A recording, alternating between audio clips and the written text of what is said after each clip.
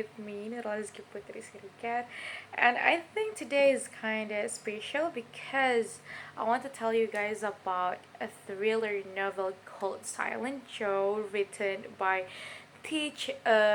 Jefferson Parker.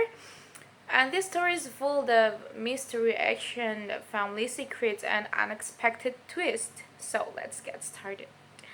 And the main character is Joe Trona. Joe is different from most people because his face is badly burned because when he was just a baby, a man threw acid at him and he grew up in an orphanage feeling unwanted and different from everyone else.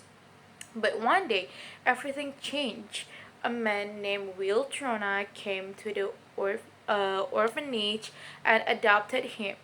Will was not an ordinary man. He was a respected government official in Orange County, California, and he was smart, powerful, and admired by many people. To Joe, Will was more than an adoptive father. He was the person who gave him a second chance at life. And years later, Joe is 24 years old, and during the day, he works as a prison officer, and at night, he becomes Will's driver and personal bodyguard. Till one night, Will asks Joe to drive him around the city. At first, it seems like a normal trip, but Joe noticed something unusual that Will looks like nervous and almost like he knows something bad is about to happen. And then they stopped to pick up an 11 years old girl named Savannah, and she carrying like what's that backpack, looking very frightened and confused. And Will simply tells Joe like, I'm trying to do the right things. And Joe doesn't ask any questions. As they drive into a narrow alley, everything suddenly changes. Two cars appear and block both ends of the alley. And five men wearing long coats slowly steps out of the darkness.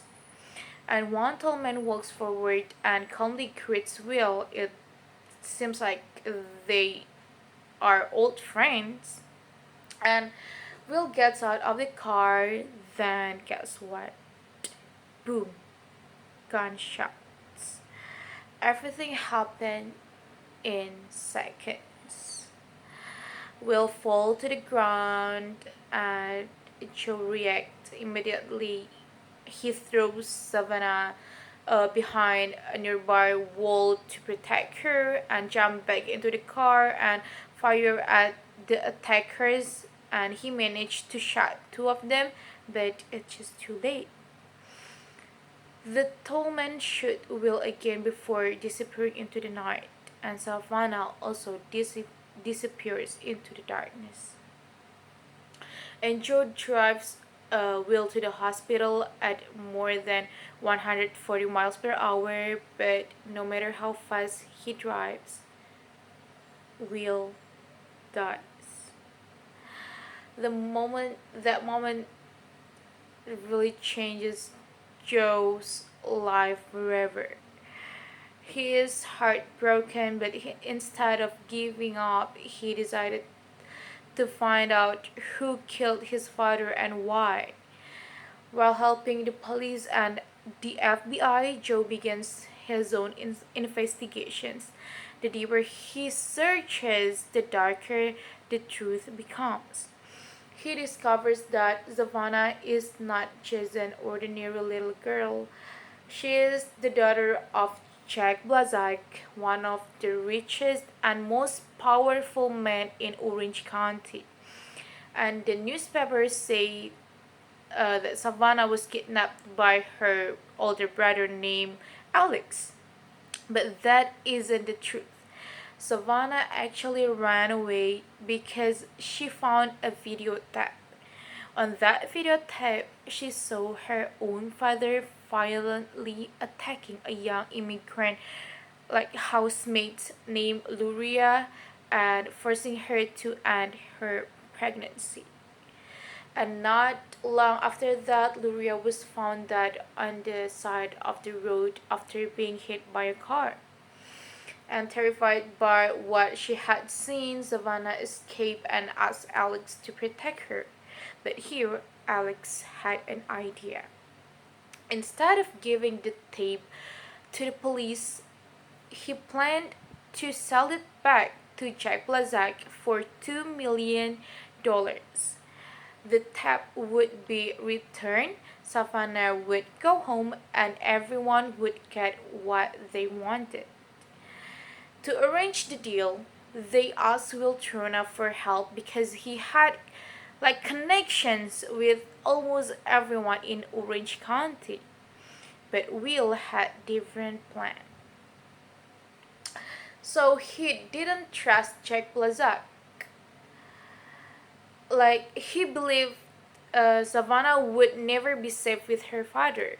So instead of returning her, Will planned to hide her somewhere else, like the safe place for Savannah. And unfortunately, he was killed before he could do it. And as Joe keeps investigating, he finally identifies the tall gunman. Like his name is John Galen, the leader of a violent gang called the Cobra Kings. But Joe soon realizes that something even more shocking. John Galen is only a hired killer. Someone else paid him to murder Will. The real masterminds are powerful people. At a private place called the Groove Club, several influential men secretly meet. Each of them has reason to fear Will. Like one of them is, yes, Jack Blazak. Jack is afraid the videotape will destroy his reputation. Without saying much, they all reach the same decisions. Will Trona must die. So they hire John Galen. And that is exactly that happened in the alley that night, right? But the story doesn't end there. Joe also discovers the biggest secret of his own life.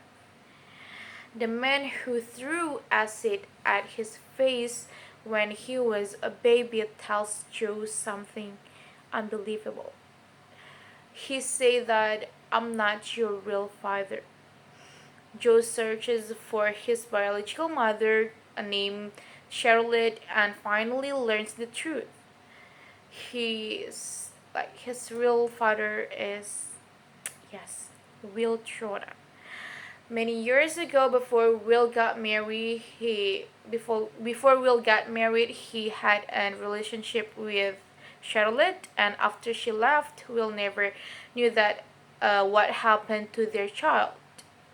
And years later, he heard about a baby in an orphanage whose face had been destroyed by acid. That baby was his own son.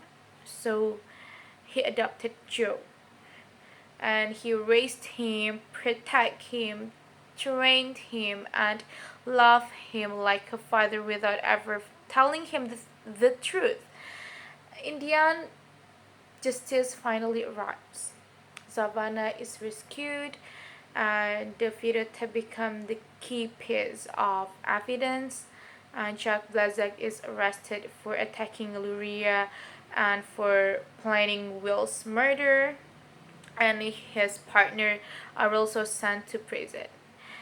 As far, John Galen faces him one last time in a dark, lonely place outside the city, and in the final confrontation, Galen is killed. The novel ends quietly. Joe stands beside the Colorado River with the woman he loves, named June Dever. He watches the water flow past his feet, and he lets go his pain, his anger, his guilt, and all of the terrible memories. So that's all from me. This is the story of Silent Joe. Thank you so much for watching.